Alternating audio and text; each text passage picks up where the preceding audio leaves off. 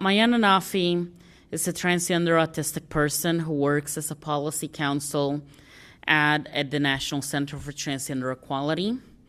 As part of the NCT team, Mayan advocates to end discrimination and violence against transgender people, including by fighting anti-trans state legislation and expanding meaningful access to healthcare and education.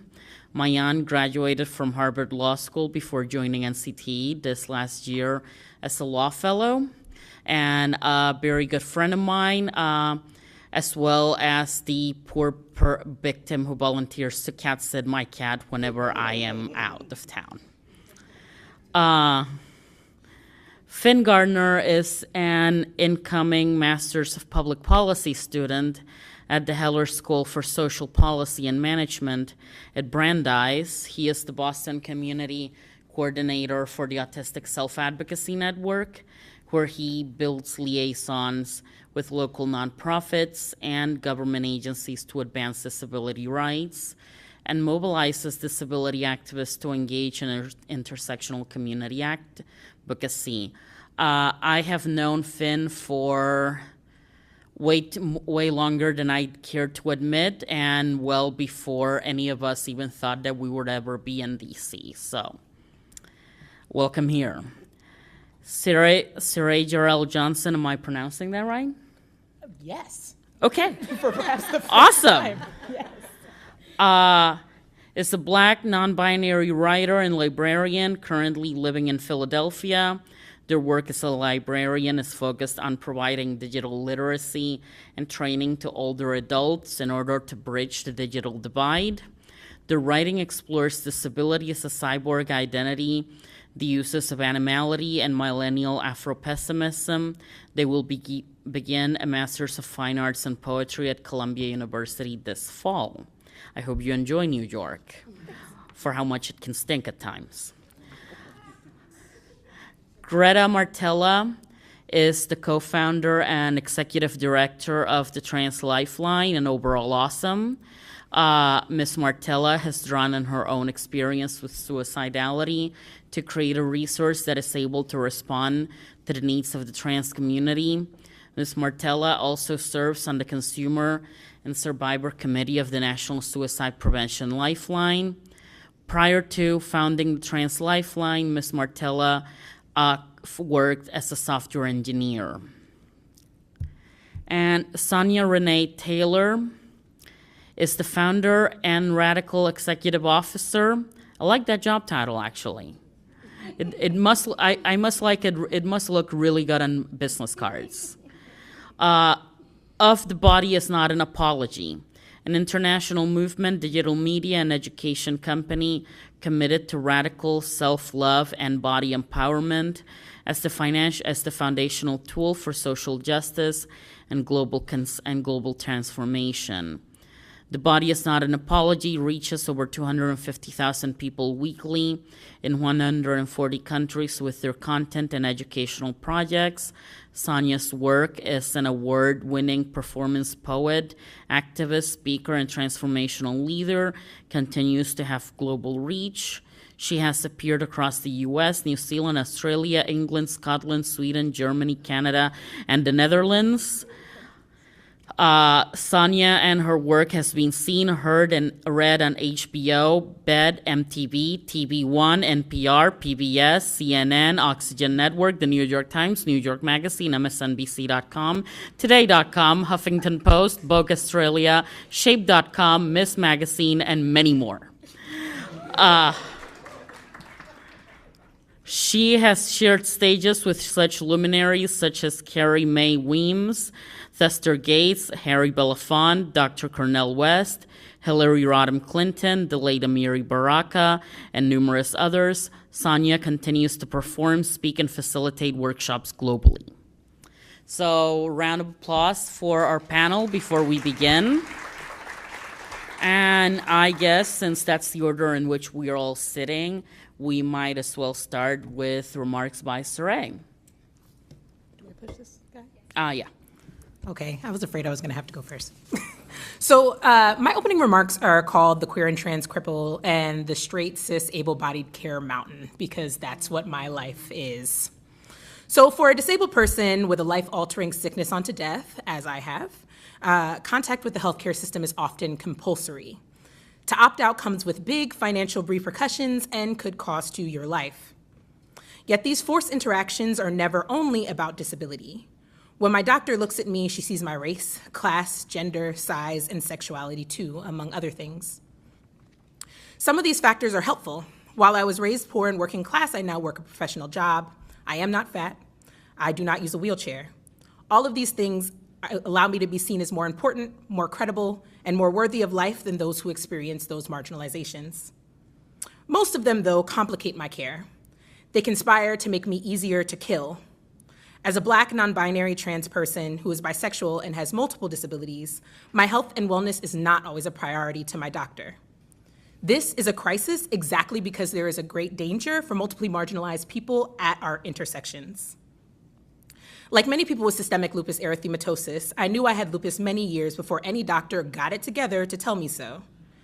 As a poor, Black, uninsured, queer teenager who was out to everybody, my suffering was not important. I would have painful lupus flares and my friends would rush me to the emergency room. The doctors never really looked that hard, so they never found anything wrong.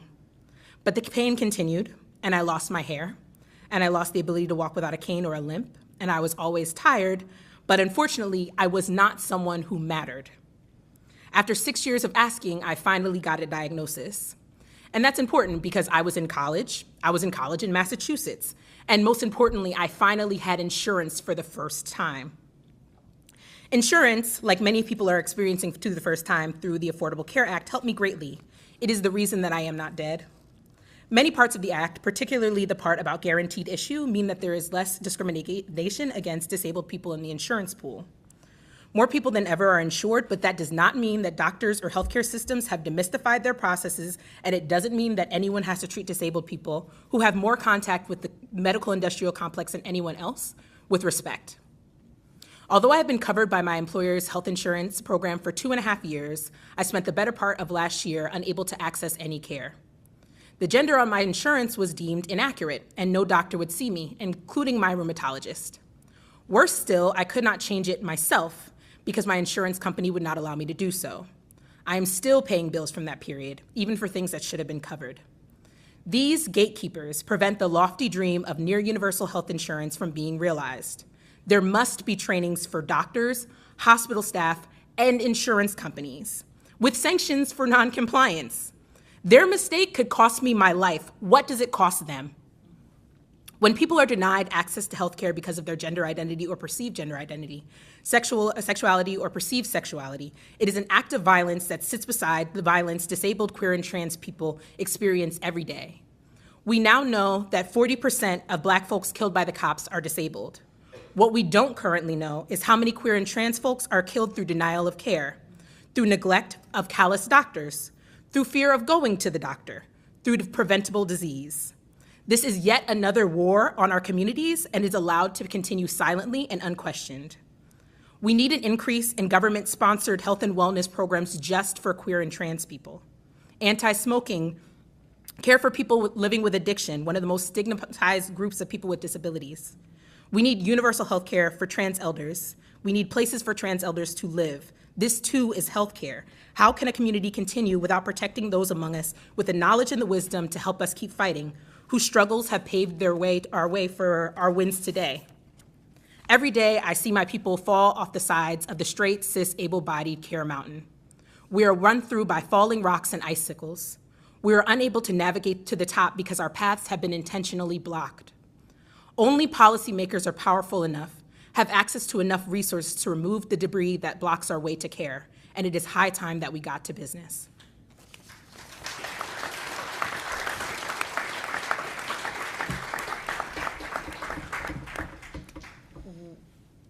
With that, I will pass on the table and the floor to Finn. Thank you. So I'm glad to be here in front of all of you. There is a severe lack of recognition of intersectionality in the disability community, well, in the mainstream disability community in some places. Obviously not here, but it is a constant and systemic problem that needs to be addressed. People have this idea that disability is something that is experienced by itself, that it is completely atomized from other issues, that when you have a disability, that is your only marginalization, that is the only thing that you encounter that makes things more difficult for you, that may threaten your life, that may make it more difficult for you to get a job, or get married, or go to school, or be treated as an equal part of your community. That's definitely not the case.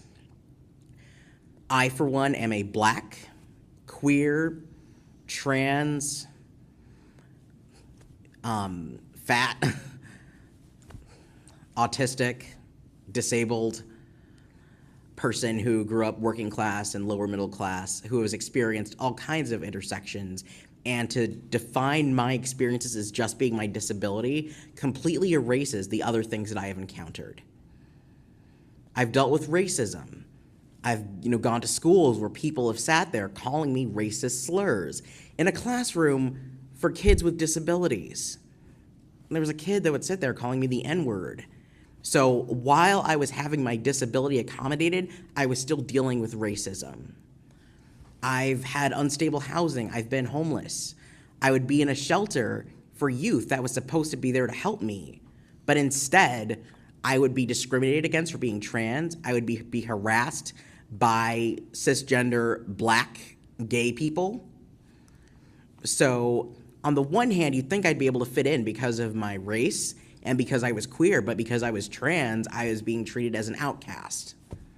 And this was in San Francisco, surprisingly enough. You'd think they'd be better, but no. I've had problems fitting in places where you'd think I would fit in because I'm autistic, because the way I present socially doesn't always represent what people in other communities may expect. People may want, for example, a lot of us Black folks, there's this idea that we have to be very outgoing, we have to be very open in ways that are very difficult for me, and that makes it hard. And so these intersections often make it more difficult for me and others in situations like me to feel like we're fully part of the community. And as advocates, as policymakers, as allies, as other members of the communities that I and other people like me belong to, we need to recognize that you can't dismiss people. You can't create the situation where people feel like outcasts just because of who they are and because they experience more than one thing at a specific time. We need to listen. We need to pay attention to the experiences of those of us who have multiply marginalized identities. And that listening can take several different forms. You can go online and read our accounts and on blogs and Facebook pages and Twitter. You can talk to us in person, read books, support us. Make sure that our voices are being heard, because you can't have disability justice without intersectionality. To paraphrase a great feminist writer who said, "My feminism will be intersectional or it will be," pardon my language, bullshit. Our disability activism has to be intersectional or it will be bullshit. It will not work otherwise. It can't be about, oh, you have a disability, that's it. That's not the case. That is not my life. That is not the lives of these other people on this panel. That is not the lives of many of the other people in this audience. You can't just say, this is how it is. I am a queer disabled person, and that has affected my life. That has determined the course of my life, and that has led me to fight for the things that I fight for. The reason why I'm going into public policy is that I want to change things. I want to make it better. And if I'm going to be influencing policymakers and maybe become a policymaker myself, I want to do that, because there is no way that we're ever going to achieve justice without recognizing these intersections that interlock, that are intertwined in our lives, that are written all over our bodies, our souls, our minds, our lives' experiences.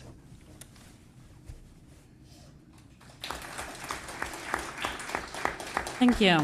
And I would pass it to Greta Gustava Martella. Before I do that, I would encourage all of you in this panel to, once you're done talking, when you're not talking, turn off the microphone, since hanging out near a hot mic is a bit of an extreme sport. So, yeah. Hello, I'm Greta Gustava Martella, like Victoria said. I spend most of my time working on suicide in the trans community.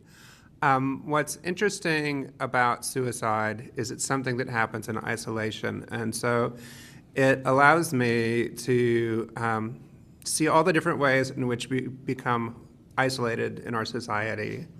Particularly with trans people, becoming isolated is something that not so much that trans people are choosing to do, but it's a result of oppression upon oppression upon oppression. Many trans people get to a state where they are afraid to leave their house, where they get anxiety attacks being in a situation with a new person that they don't know is safe. Many trans people only feel safe in the company of other trans people. I think that one of the things that we're not talking about is how these, kind of very real oppressions are creating disability in the trans community, how we're creating trans people who are unable to function by the way that we're treating them in society. Trans people are like any other people in that we want jobs, we would love to have these mundane lives that other people take for granted, but being denied basic personhood in multiple settings is something that I don't think anyone can survive unscathed. I think having your personhood denied is a wound that is difficult to heal from for anyone. Trans Lifeline is largely staffed by volunteers. We have a few permanent staff.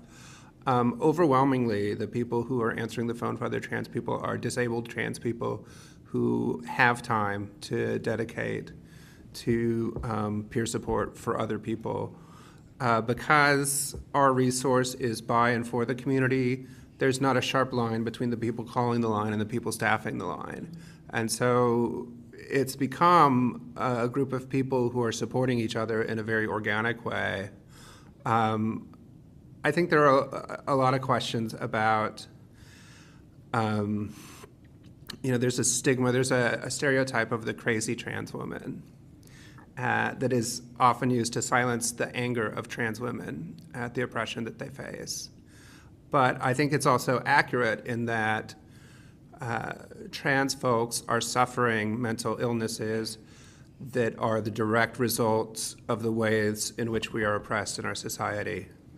We're getting ready to do a survey with the LGBTQ task force to look into, that was announced earlier by Victoria, to look into what is happening to trans people when they try to access mental health care.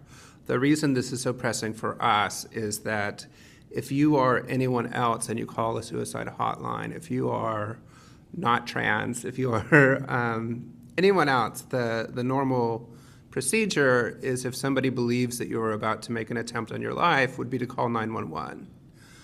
For our community, that's an unacceptable procedure. Trans people are frequently hospitalized and then can't get back out of the psychiatric hospital because somebody has an axe to grind about their gender. We are losing trans people who are trying to check themselves into psychiatric hospitals because somebody's got an axe to grind about trans identities and whether they're legitimate. So we're really looking forward to getting this survey out there, and I'm hoping that you all support us in getting this survey out to folks. We want to find out things like what percentage of the trans community have a disability. What kinds of experiences are they having in a psychiatric hospital? What kind of difficulties are they having accessing psychiatric care? I don't think we really know as a society how well trans people can thrive, because things that other people take for granted, trans people can't access without having their very existence invalidated. So thank you, everybody, for being here today. It's such a beautiful crowd. Thank you.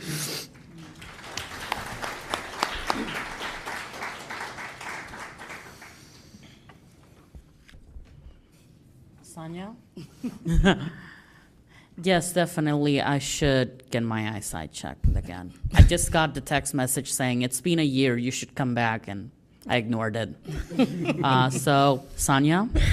Good morning, good afternoon. I'm not sure what time it is, but I'm certainly deeply grateful to be here in the presence of such brilliance on the panel and such power in the audience. My name is Sonia Renee Taylor. I'm the founder and radical executive officer of The Body Is Not an Apology. The Body Is Not an Apology is really designed to be a digital platform that creates the opportunity for people who live at the intersection of identities to tell their stories, to not have their stories told by other people, and for those stories to have the same sort of space and bandwidth in the digital realm that larger platforms get every single day, that HuffPo gets, that name them, whatever they are, Jezebel, with all of those other online digital mediums that are often written as a sort of a quota basis. When we see the stories of LGBT or disabled people in those places, it's like, oh, we need to do that this month, let's throw that out there, right? And the goal of The Body Is Not an Apology is to create a place where those stories are centered, and where the people that are telling those stories live those stories, and where those stories not only are about telling the story, but about creating access for people with greater privilege to understand. We believe that so much of the oppression that we see in the world is a function of our inability to make peace with the body, our own bodies and the bodies of others, no matter how those bodies show up on the planet. And so much of the content that we create is about drawing the lines between the individual experience and the larger structural and systemic issues that are reinforcing those individual experiences. One of the things that is very important to me as a fat, Black, queer, neurodivergent woman, when I started The Body Is Not an Apology, the perception was it was mostly about this sort of burgeoning idea of body positivity and the way in which that narrative became so quickly co-opted to mean white, cis, able-bodied women being allowed to feel okay in a size 12. And it became very clear to me that there was a conversation that we were missing that was, what does it mean to be body positive in a disabled body? What does it mean to be body positive in a Black or a Latinx or an Arab body? What does it mean to be body positive in a queer body, a trans body, a body with mental health issues? What do all of those things mean, and how do we access that? And what I found was that there was a lack of space in the digital realm where people were processing that conversation in that way. And that body positivity unto itself as this notion of how do I individually feel better does nothing to dismantle the systems of oppression that exist in our society. And so if we can't figure out how to be body positive and then make a world that then honors those bodies we feel positive about, we haven't done anything, right? So The Body Is Not an Apology really came from that, and our education programming came from that. One of the things that we're also very clear about is that we have seen throughout history systems and structures change 1,000 times. And all of the time, those systems, structures change and then morph to accommodate oppression and marginalization again. And the reason that we believe those systems and structures change and then morph to accommodate marginalization and oppression again is because what we haven't done is we actually haven't changed hearts and minds. And you can change all the structures in the world, and if the people who create those structures continue to hold animus and bias and oppression and prejudice inside of them, they will recreate those systems whether they mean to or not. And if they hold them about themselves, it is undoubtedly that they will hold them about others. And so our work is really about creating how we dismantle that inside of ourselves, that we create the access to dismantle it in the world. One of the things that I keep hearing on the panel that I think, for me, is one of the most important framings that we do at The Body Is Not an Apology is that we talk about marginalization and oppression as a very specific thing. We call it body terrorism. And we call it body terrorism intentionally, because the reality is to wake up every day wondering whether or not if I call a suicide hotline, the police are gonna come and kill me is an act of terrorism on someone's body. To go to a hospital and not be certain if you are going to get the care that you need for your autoimmune disease because your physician has bias as to whether or not you're fat or you're a person of color or you're trans is a terroristic society to live into. And so if we, as I sit in a White House forum today, put the amount of energy and resource that we put into fighting international terrorism, whatever that means, into fighting the systems and structures in this country that reinforce lives of terror on bodies that are disabled, bodies that are queer, and bodies that live at the margins, we would have a different world immediately. And so I hope that The Body Is Not an Apology can continue to be a platform that raises that issue with the multitude of voices that are in this space and out in the world. Thank you.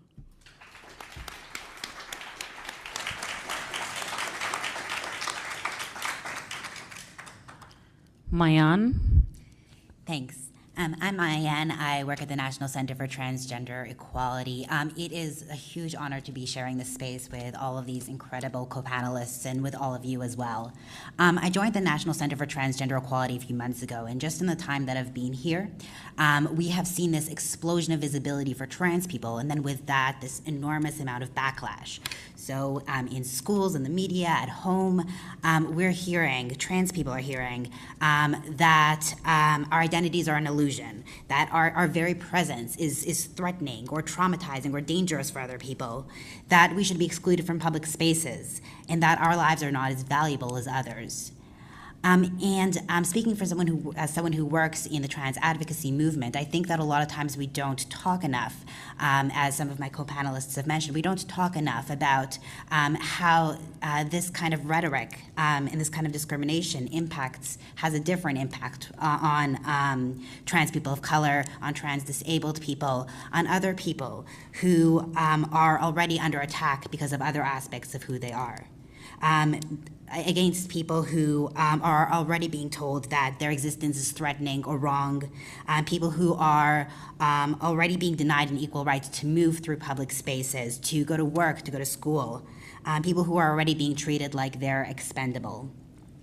And I think that spaces like these are just so important because they allow us to have these conversations and allow us to recognize what we as queer and trans disabled people are already doing and what we can do more to assert our right to exist.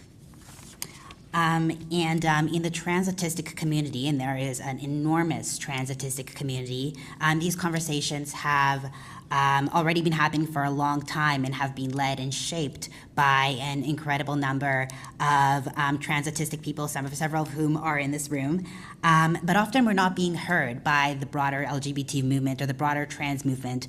And also we're not being heard often by the broader disability movement. And we need to talk about these issues as a larger community. We need to talk about the ways, for example, that myths about autistic people's abilities and identities and skepticism about trans people's genders are routinely used against trans autistic people who are so often told that we can't understand our gender, we cannot make decisions about our bodies because we're autistic.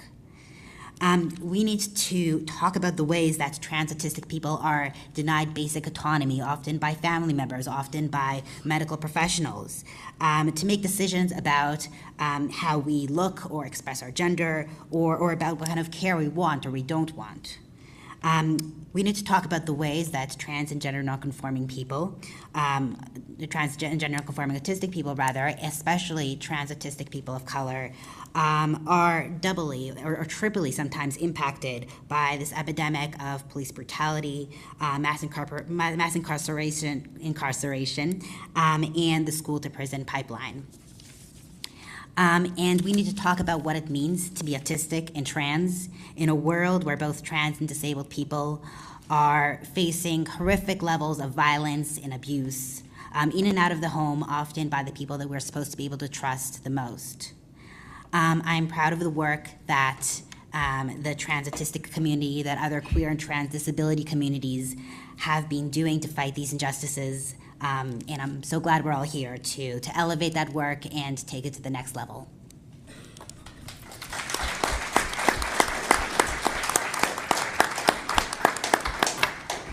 Before I open it to questions from the audience, I want to ask a very easy question. Just kidding. I would never ask an easy question here. What does intersectionality mean to all of you?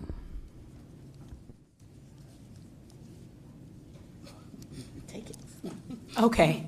I think that intersectionality is sometimes difficult because I don't know that people are currently allowed to live at all their intersections.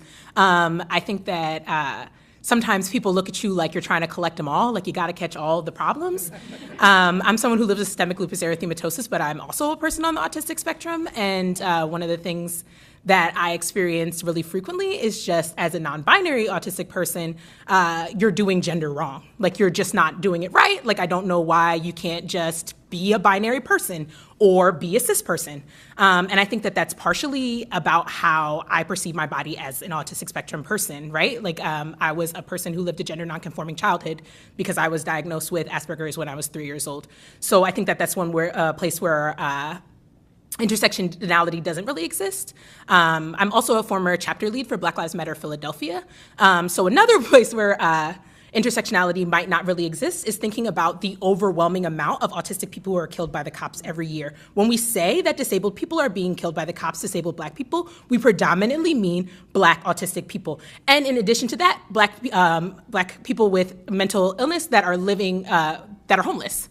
And so as we just saw, 40% of homeless youth, what are they? They're LGBT, right? So that's an intersection that nobody actually cares about because it's the most expendable parts of our community who are being murdered.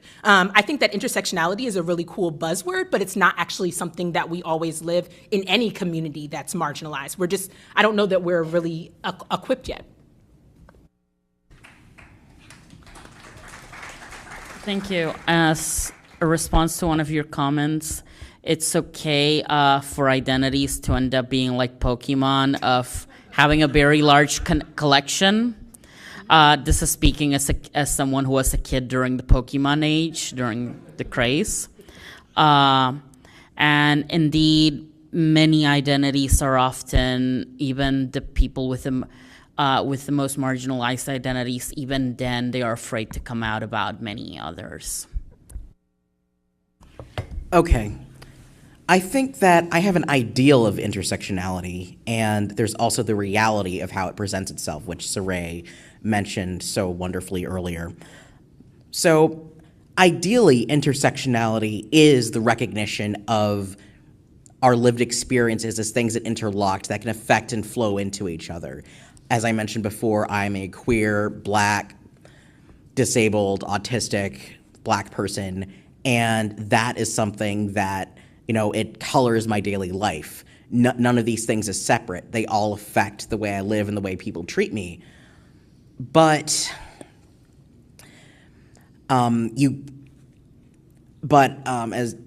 they don't, in reality, when I'm interacting with people, they may only see one thing. They may not see it as intersectional. But philosophically, intersectionality is, as I said, the recognition that those issues do intersect, that they don't exist in a vacuum. And that philosophy of intersectionality is something, that things can't be separated like that. It's something that I bring to my work with the Autistic Self-Advocacy Network, managing the Boston chapter and sort of building capacity, that I really work very hard to infuse intersectionality in everything we do. There is absolutely no tolerance for treating autism as though it is solely the preserve of white dudes, young white dudes. That's not what I want in our chapter. That's not the way I want autistic advocacy to look like. Because we, autistic people, belong to all communities, all racial backgrounds, all gender backgrounds, all classes, nationalities, other disabilities. We're everywhere. And if we're going to be effective advocates for autistic folks and other people with disabilities, that's what we've got to do. And that's the philosophy behind my idea of intersectionality. It's hard to follow some of those comments on intersectionality and feel like I have a lot to add about it. I would say one of the things that has been interesting about a lot of trans people are possessing multiple intersecting marginalized identities. And, one of the things that occurs to us, we train our operators on the line not to ask people about their gender, that this is the one place where they don't have to negotiate their trans identity to get to some of the other stuff that they might want to talk about. And it strikes me that, in some ways, the privilege of not having intersectional identities is that you can view these things one-dimensionally, that you don't have to go into these multiple dimensions of identity to understand the oppressions that you're facing, the difficulties you might be facing in your life. And so I guess another interesting thing about Trans Lifeline is it's a large group of people. We've trained over 500 people, and largely I've never seen any of these people, but I've interacted with them a lot. And so in a lot of ways, we don't know people's intersecting identities at Trans Lifeline. And it's been interesting, as you get to know people, to start to know them more fully, to realize that in some ways it can be a relief not to have to negotiate every piece of your identity, to just talk about that one thing that's actually the thing that's important to you at that moment. Clearly we work very hard to make sure that nobody's left behind at Trans Lifeline, that we are an accepting space for everyone. And I think that's probably all the talk we need by the white person on the panel about intersectionality. So I'm going to pass that along. But I think the privilege to not talk about, privilege is to be able to have your problems in one dimension rather than having these multiple dimensions of your problems. I think that, I'm not going to say anything that I think is all that different than what's been said. What I am present to are the times at which those intersections become weighted in different ways. I was just on my Facebook timeline, the unhappiness that is your Facebook memories. I don't know who thought this was a good idea. I'm like, thanks for that thing I didn't need to remember.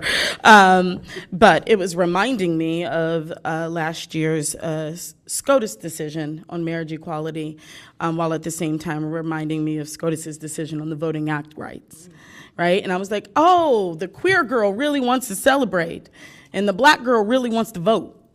And these don't live in the same place right now. And so, there are these moments when my intersecting identities in this system of oppression, in this system of body terrorism, are in competition inside of me. And I think that we don't create the space to talk about how not only does intersectionality need to exist in the ways in which we frame the world, but in the ways in which our lived experiences are always at challenge because we've created a society that has made us at war with ourselves. And that to me is just such a salient piece. And then there was one last thing that I wanted to say. Yes, that. Part of the reason I think we would be so much further in the world just in addressing all of the issues of marginalization and oppression if we attacked each problem that showed up from an intersectional lens. My brain is always saying, if we could figure out how to make sure that the queer, Black, Latinx, trans, undocumented youth got access to that, we can make sure everybody could. And so what would it look like to be asking those questions on a regular basis from a lens that includes all of the ways in which people show up on the planet?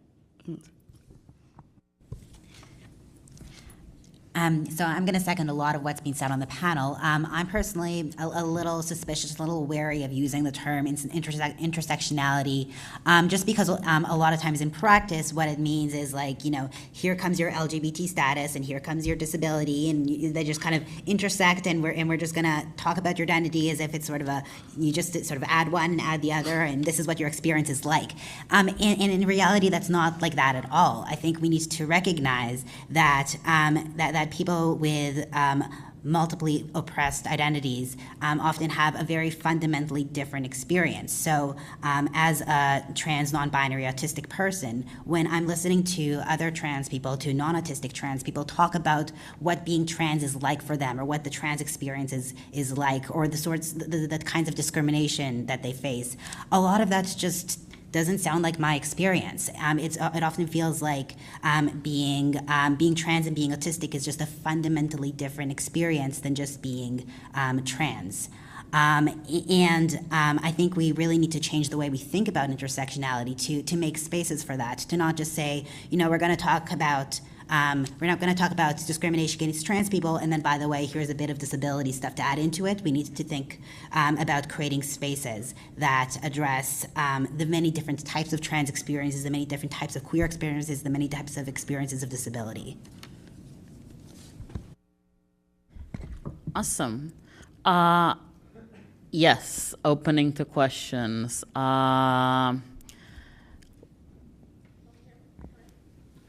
Lydia. Hi, I'm Lydia Brown, and I love everything that all of you have said. I am so excited about the awesome, fabulous power that is in this room right now. But I want to pose a question to each of you as activists, as organizers, as scholars, as leaders in our multiple communities.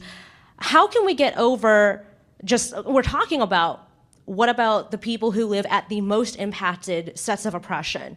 And we have this habit in movements of, as someone, I don't remember who it was writing about this, leading with our oppressed identities, which is so important when we're constantly erased. When I'm erased as being both a trans and autistic person and a person of color, but specifically an East Asian person of color.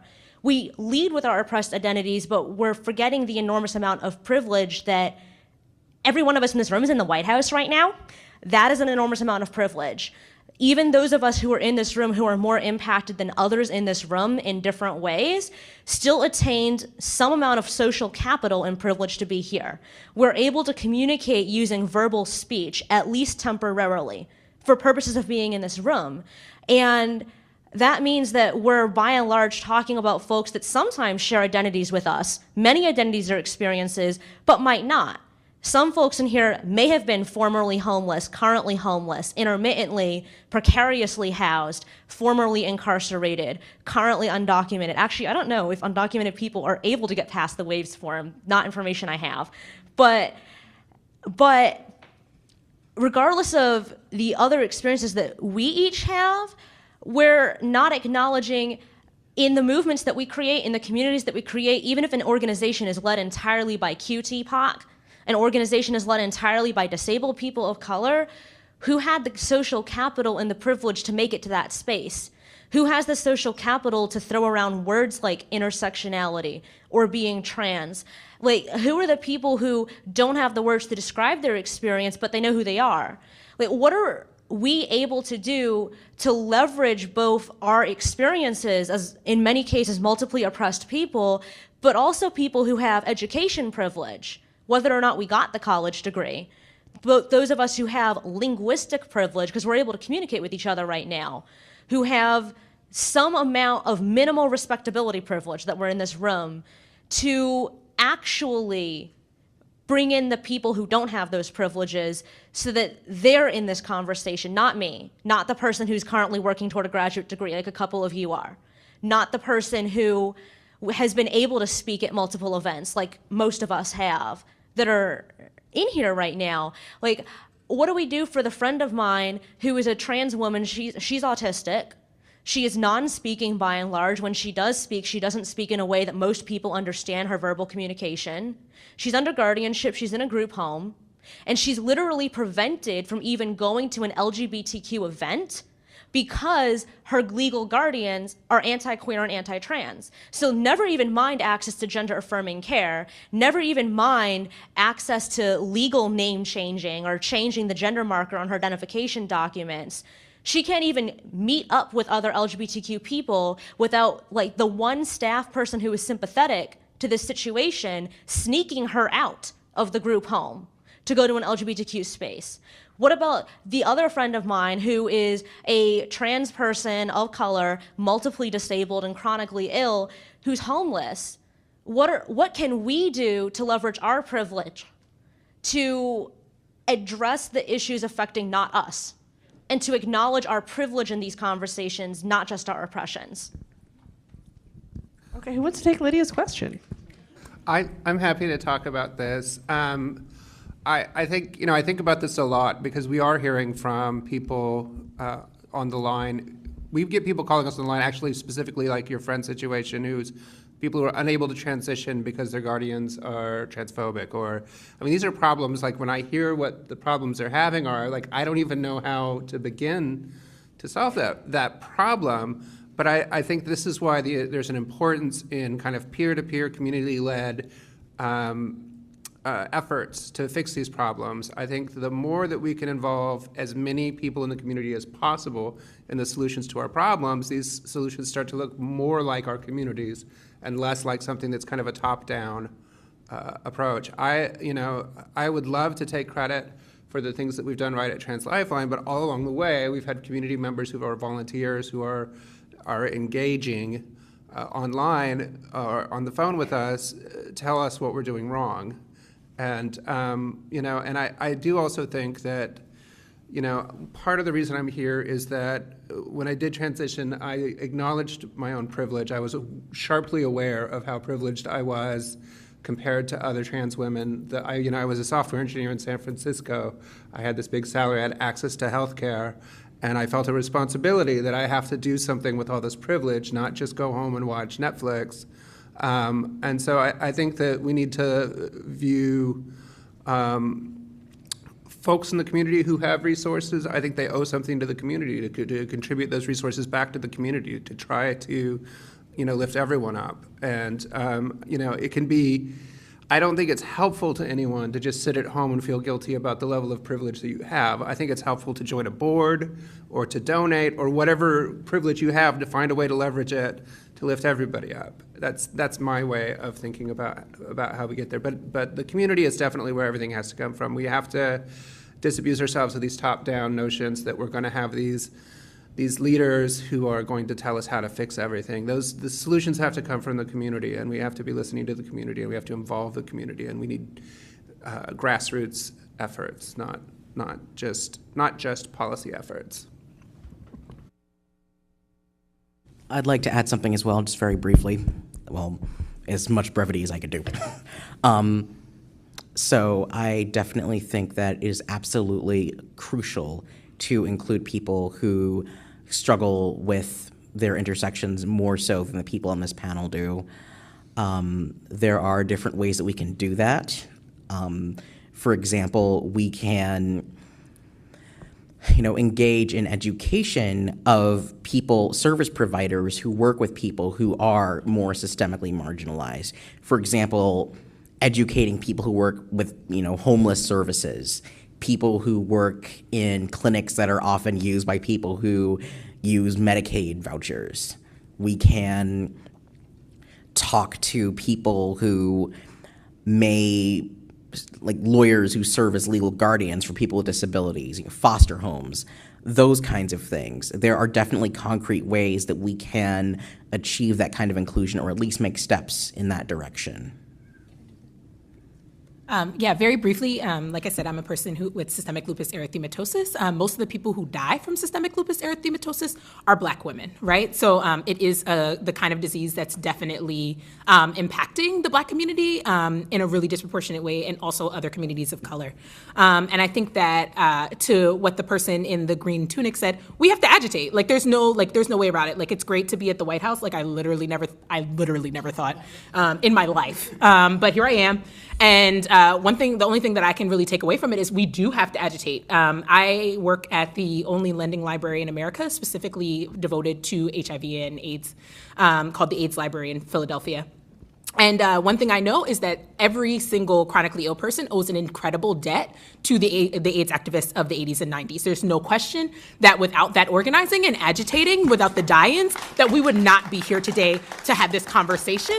And it's time. It's high time. I mean, the price of the lupus medication, there are no medications for lupus. We use other people's medications, increased so drastically, we don't even think of that as how many people died from that, right? Like how many people are no longer here just because you increased the medication, you had no way to regulate it, right? It's great to talk to folks who already know, but it's better to come to their door and tell them what's up.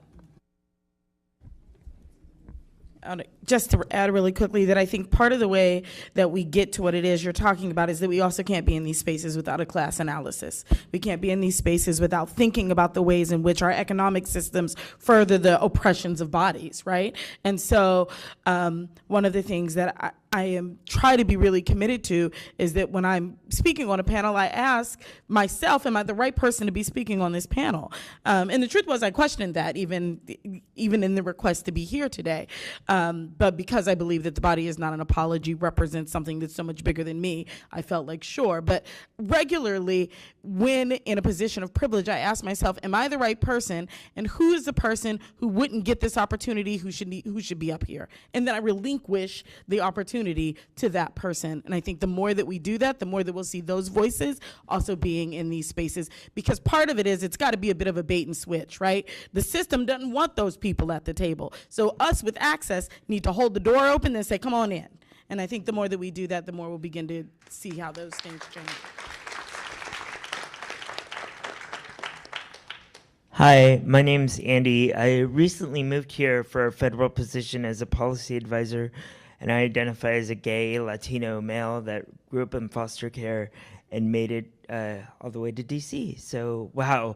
And I do recognize that I'm really privileged because I, like one of the panelists said, and several people in the room said, I never thought I'd be sitting in the White House for any reason whatsoever.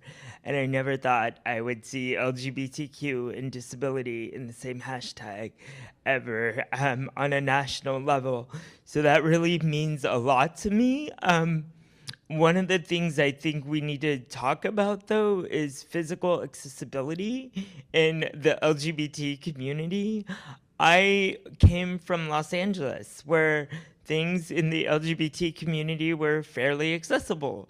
And I came to the East Coast, I went to New York, and I came to Washington, and then everybody was like, oh, that's just the East Coast. Deal with the inaccessibility, deal with the fact that you can't get in the building. We can't work together if people can't get in the damn building to work with those individuals. And I can't, I don't want to live in a society where my friends have to lift me in and out of a building just to spend time with them. That is something that we need to address, and I hope people of the LGBTQ community are here and hearing me. We need physical access into your buildings, and you guys need to be at the forefront of this, please. Thank you.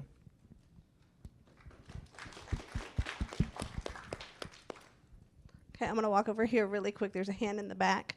I was just going to give props to NCTE for a second because I walked into your office one day shortly before your move, and on the big whiteboard, Mara Kiesling, your executive director, had laid out all the pluses and minuses about your now new location, but at that point, yet to be new location.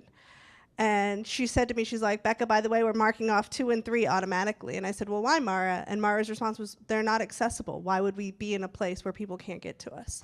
So I think the awareness is coming.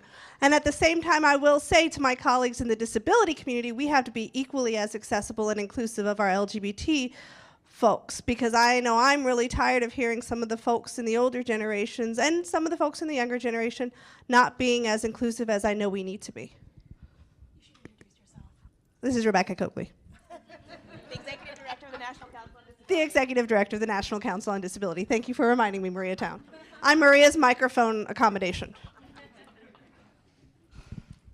Hello, I'm Richard Davis. I'm a gay bipolar survivor of domestic violence, and I wanted to ask the panel as community leaders, some of the things you brought up with your own lived experiences came to mind. And when I'm thinking about what maybe heterosexual, cisgender, able-bodied people, when they need resources and things like that, they know where to go. But for our community, how are you addressing things like just for ideas too about ableism, heteronormativity, cisnormativity? Because, for example, when I was going through my social work program in Houston, we worked with an LGBT youth group, and they, as we saw the statistics, LGBT youth are disproportionately homeless, fleeing domestic violence, and the intersectionality of that with things like autism, where it's not unheard of to say, well, why don't we put tracking devices on people who, when someone's running away from home, there's usually a reason for that. And it wasn't too long ago that LGBT was also considered a disorder that, when sorry, one of the things that's coming to mind about that, though, is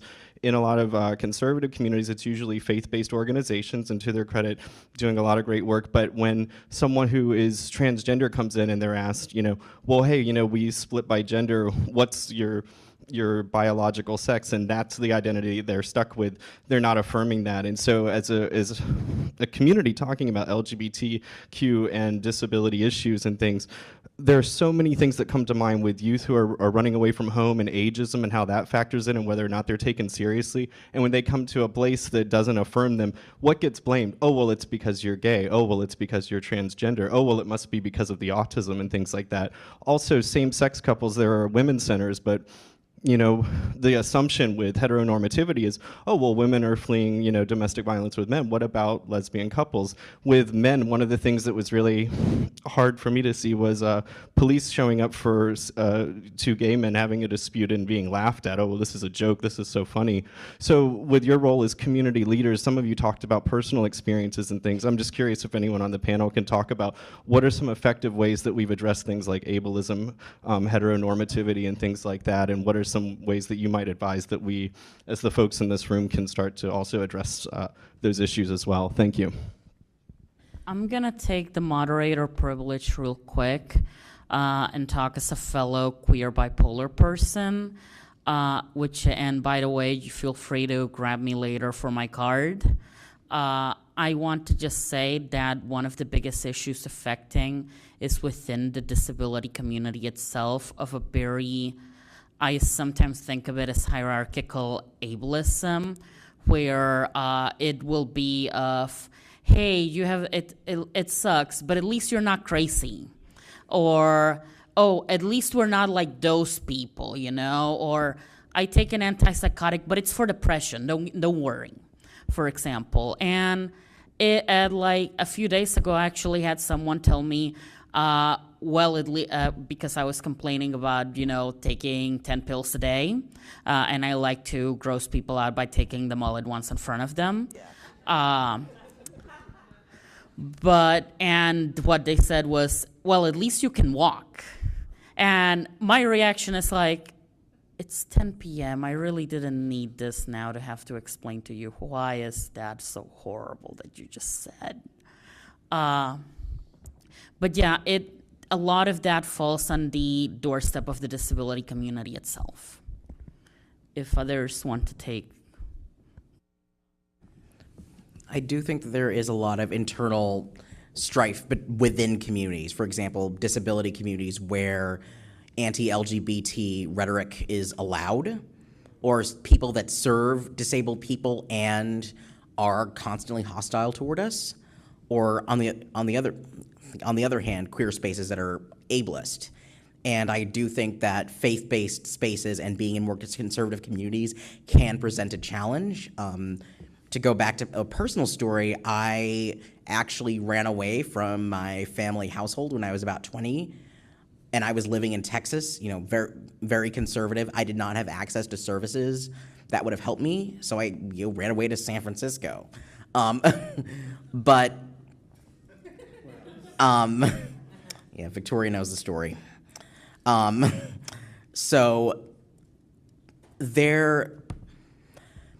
But people should not have to go that far away just to get the services they need. I think there needs to be some way to try to communicate with organizations that might be more receptive to accept people for their sexual orientation or gender identity or romantic orientation or whatever it may be for that person. I also think that it's probably a good idea to start organizations that can fill those gaps that those current conservative organizations can't, because there's such a crisis, because there are so many of us who have had to flee their homes or have been kicked out of their homes or have been deprived, membership in their community just because of who we happen to be or who we happen to love or whatever our abilities or disabilities may be. And that is absolutely crucial. Thank you for bringing that up. One thing I want to really quickly mention about that is this: I want to dispel this idea that there are places where services are accessible to everyone. Because I'm in Chicago and we have laws protecting access, for instance, access to shelters for trans women, and yet I still have trans women on my couch because they're getting kicked out of these shelters. And so all it takes is one bigot in that entire organization to disenfranchise someone, and particularly trans women are having a very difficult time accessing any services anywhere. And it's because there is a very particular brand of trans misogyny that is causing this, and it's really a problem. Like, I don't have an answer for you on that. It's like we need to knock down doors. We need to, we need to make some noise on this.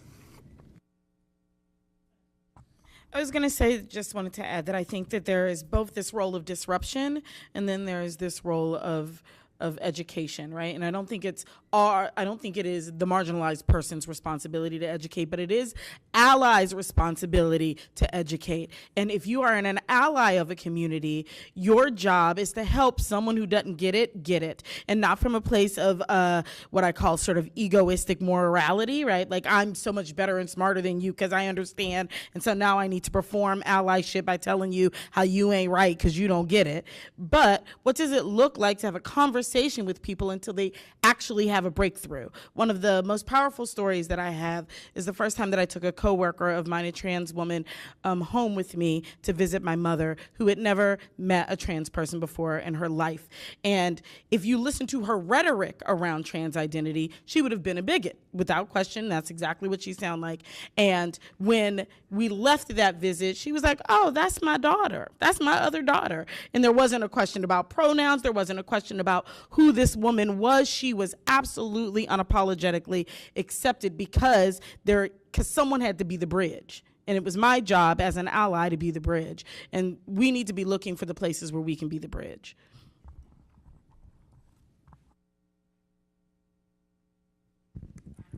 I don't know how much time we have. Okay, 2 more questions. And I know all of us are people who love the sound of our own voices. I am one of those.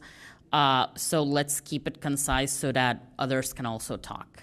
Okay, sure. My name is Angel Hernandez. I'm the facilitator of LGBT 50+ initiative with the AARP in Puerto Rico. And also, I'm with Positively Healthy Initiative. And also, we are part of the scientific committee within the ACTG network doing HIV and AIDS research to things. I like what people are saying about developing leadership from the grassroots, because we are privileged to be here. We were having this discussion if an American man or a gay Latino man will be here representing the HIV clinical research community, and we decided together that will be me and Monique. And also, we understand that that leadership, our privilege, have to focus on the people, on the street, on the communities, because I'm a believer on that, just to develop leadership within those people who don't have the privilege to be here with us. Also, I think was the lady next to you, Victoria, who mentioned the elders. I appreciate that. And the last person on the table who mentioned about just being persons, not talking about our intersectionalities, just being persons. And those are the issues that we need to rise. Also, concerning research, we need more transgender people to get involved within the HIV and AIDS research. We have a lot of people from the transgender populations, and we need more of you together with us. Thank you. Before I pass on the question, I'd just like to remind, if you're referring to Saray, they use they pronouns, if I'm not mistaken. Thank you. You're not mistaken. So, if anyone wants to talk, Hi, I think I'm supposed to introduce myself. So I'm Julia Bascom. I'm the Deputy Executive Director for the Autistic Self-Advocacy Network. A bunch of people have said a bunch of things I wanted to ask about. I really appreciate the focus here on talking about healthcare. I don't know how you can get more direct about violence than talking about the consequences of inadequate healthcare and healthcare that's been denied. In this limited time, I wanted to ask a question about special education specifically. I know that certainly the things I've observed are not unique, but I frequently see students who have behavior plans emphasizing gender conformity. It's really common in some of the therapies that autistic kids go through, especially when we're young, to be taught to sort things and to sort boy from girl, and you can tell it's the boy because he has the short hair and so on and so forth. I don't really see the LGBT community being involved in a lot of these conversations about special education and about students in special education, especially students with significant intellectual disabilities and communication disabilities. And I'd just really like to hear if you have thoughts about how we can go about changing that. That's such a great question. As a young person, I was put in anger management instead of any kind of thing like that. So, which is, I'm pretty sure, very common for poor Black people who are autistic, right? So it's like, actually, you know, like whatever's going on for you in classrooms, with you being overwhelmed, that's not the problem. The problem is that you keep on having these meltdowns and you scare the other students and you might bite someone. And I know that that is definitely like framing that comes from parents. And I think that it reifies the fact that we don't listen to people with intellectual disabilities and assume that people who are autistic and also have intellectual disabilities, who are the most discriminated against kind of autistic people, right? Like there's no question. Those are the people, those are autistic people who are being killed in the streets, you know? Even though autistic people who don't have intellectual disabilities have other problems, specifically with suicide, we know that it is autistic people with intellectual disabilities who are experiencing the kind of denials of care, especially transition-related care and LGBT care. I wonder, though, you know, someone brought up before about like thinking about ableism in the LGBT community. LGBT communities are just ableist. Like they are absolutely to the point where like even diseases that are coded as LGBT may not consider themselves disabled, you know? Like it's something for someone else because there's something abject and disgusting to people, you know, about being disabled, particularly something that is visible and written on the body. And so I don't know what we have to do necessarily to re-educate LGBT people. I think it's really making sure that people know that they are disabled, right? So if you are taking medication every day for whatever you're taking medication for every day and you can't live without it, you are a disabled person, right? Like there are so many people out here who are descriptively disabled, who are not politically disabled, and that has to change.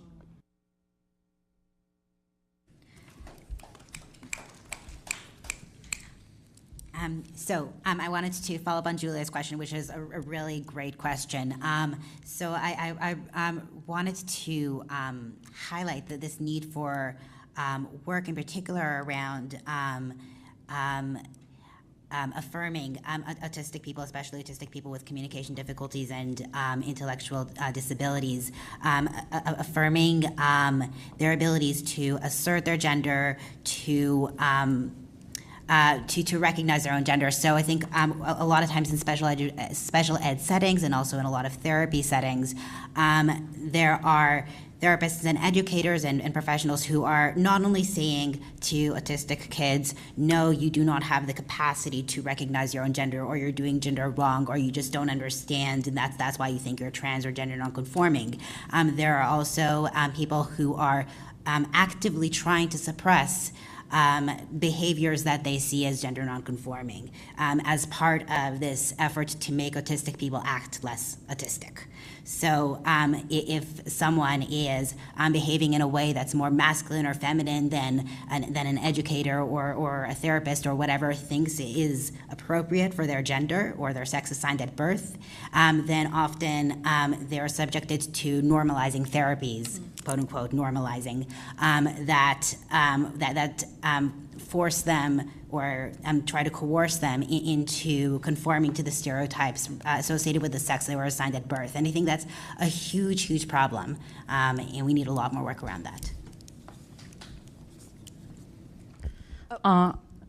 Maria's telling me that I'm supposed to say that ASAN recently with NCTE and the task force put out a statement affirming the rights of autistic people to receive gender-confirming, affirming services in healthcare. It's a start. I think we have a lot more to do, but I'm really glad we're doing it with you, and thank you for reminding me to say that. And if I could also say, part of the statement, as part of the statement, we are launching a social media campaign to amplify the voices of trans autistic people and their allies. We are encouraging people to use the hashtag autistic trans pride to share their stories about being autistic and trans, or supporting people who are autistic and trans. I will mention that I am really proud of the effort that went into that statement, especially as it took us probably a solid 6 months to write it out between the three of us. So, yeah. With that, I want. Oh, awesome. Sorry. My name is Shane Newmeyer. I'm an autistic person and non-binary. I feel like I've gotten some good lead up to this between Richard and Julia and many of the panelists here. But one of the things that's been alluded to is that a common theme is that disabled and or LGBTQ youth in particular, because of their status as legal minors, are particularly vulnerable to coercion and other forms of oppression. One thing that is kind of related to Julia's point is that there's a linked history between conversion therapy, forced normalization of gender and sexuality expression, and behavioral therapy, quote unquote, for autistic people. And while conversion therapy has gone out of vogue in the mainstream U.S., the gold standard for autistic people's treatment is still the same kind of thing. The same researchers developed both. And similarly, while people will defend the rights of parents to sterilize their disabled child, to make them easier to carry around so they won't become pregnant if they are raped, on the other hand, kids with disability, kids who are LGBTQ identified, trans especially, you get an uproar if you suggest that they, without their parents' consent, should be able to transition care at the age that they recognize that, yes, I am not the gender that other people have assigned me at birth. So a problem is not just the particular rights or the particular problems, but also the idea of presuming incompetence and making people the essential quasi-property of their parents or guardians to begin with, whether they're adult people with disabilities or children of any kind.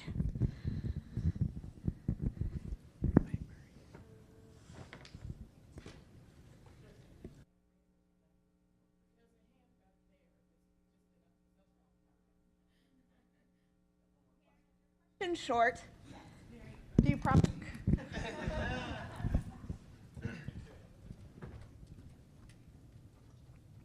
I was just wondering, because, I'm Karen Hitzelberger, and I work at United Cerebral Palsy, but I was just wondering, because this wasn't something that we talked about a lot, how do we make sure that people with physical disabilities who require care to take care of their basic needs, like taking a shower or getting out of bed, have the right to express their unique sexualities without fearing having those basic care needs not being met because the people caring for them don't agree with the sexuality that they express? Maybe we can go to people in the audience, or like if anyone. I guess that what keeps coming up for me in a lot of these questions is, one, there's a piece of information that's about, like, what are we requiring of service providers, right? And so the idea that you can get a job as a caretaker and then still enact your own personal opinion on someone's body, to me sounds like an entire issue that we need to be talking about, the protections of or the training and education and sort of standard of care that we're providing folks. And I also feel like that's the same, that we're just, I feel like there's this sort of like, as we talk about the experiences of marginalized communities, all of a sudden the way that people's individual opinions are allowed to just be present, which doesn't exist in any other jobs in the country. And so I don't understand. I can't go to McDonald's and decide I work at McDonald's and just tell them how I feel about shit. I'm sorry. So I'm just confused. So I'm not understanding why. I think that there needs to be a loud and vocal presence that says that if you are holding prejudiced, biased, bigoted, oppressive views, sorry, you can't be employed here. And that we need to make that a standard in terms of the care that we're providing. And I'm not seeing a mass sort of rallying around that. And I really would like to see that being raised.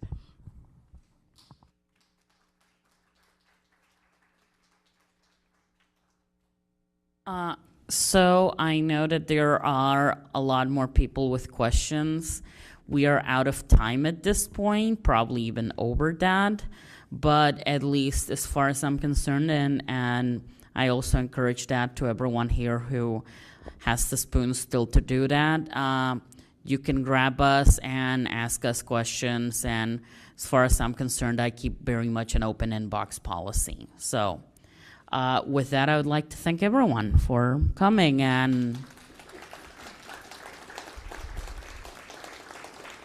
I was going to ask for a round of applause, but we already got that done.